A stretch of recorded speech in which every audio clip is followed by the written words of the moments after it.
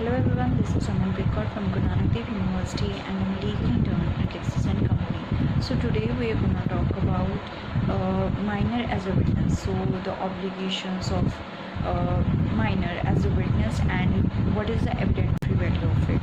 So let's start with the topic. So first of all, it is important to note that under section 118, it is specified that a child even of age 6 or 7 years may be allowed to testify if the court is satisfied that they have the capacity to give rational testimony. So here the satisfaction of the court is very important. The most important thing is that the court is satisfied that there is no undue influence on the child regarding their statement. So then a child of 10 years is a competent witness when such child is intellectually sufficiently developed to understand what he or she had seen and afterwards to inform the court about it. So the child must know what he is talking about, what is right and wrong. It is a question of his conscience, so it must be proved in that case. Then if the testimony of a child witness is credible, truthful and corroborated by other evidence, the conviction can be based on it. The collaboration is not a must to record a conviction, but as a rule of prudence, the court thinks it is desirable that there is a cooperation from other reliable evidence based on record also. So there must be corroboration of evidence. Then before the evidence of a child may be recorded by the court, must by preliminary examination test his capacity to understand and give rational answers and must form an opinion as to the competency of the witness. Then comes at the under section 118 of the Indian Evidence Act 1872, there is no minimum age for a witness. Children as young as 3 years old have been witnesses before trial court in cases of sexual abuse. Any person may be a witness who can understand the question put to him and rationally answers them. If the child is very young and does not know how to provide information to the court, then there must be some kind of leading questions regarding the happenings which is to be asked by the staff of the court or the court itself. So the children have fewer meaning-based experience records.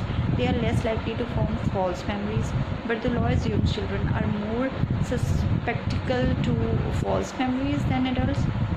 So false memories can be identified when witnesses accurately describe what they remember, but those memories are proven false based on other unimpeachable facts. The child witness must have a sufficient understanding to perceive the fact and narrate the same. There should be nothing to make the evidence of a child witness suspicious as a result of tutoring. The testimony of the child witness should be convincing, reliable and truthful. It is the most important aspect of this. So then the statement of the child may be recorded without any ministering vote to him. Permission to question a child to ascertain his capacity may not vitiate the trial. Therefore, we can see that the omission to administer oath does not render the evidence of a child inadmissible. Then let's talk about value of child witness. So here children are most dangerous witnesses for go to the tender age.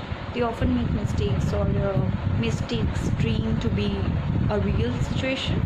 They are capable of cramming things easily and reproducing them in their own way. They repeat as to their own knowledge that they have heard from others and are greatly influenced by the fear of punishment, by hope of reward, or we can say by desire. Then but if the court comes to the conclusion that there is an impulse of truth in the statement, then there is no obstacle in the way of accepting the evidence of a child witness as it is considered to be truthful. So therefore it is a rule of practical wisdom that the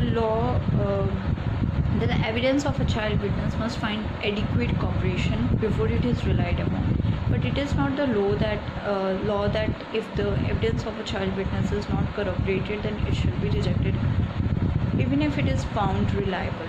So we can see that if it is not corroborated by other evidences and or by the circumstances, but there is a chain or a series of events which prove the truthfulness of their statement, and the court is satisfied that they are very confident and conscious about what they are saying, then it must be accepted.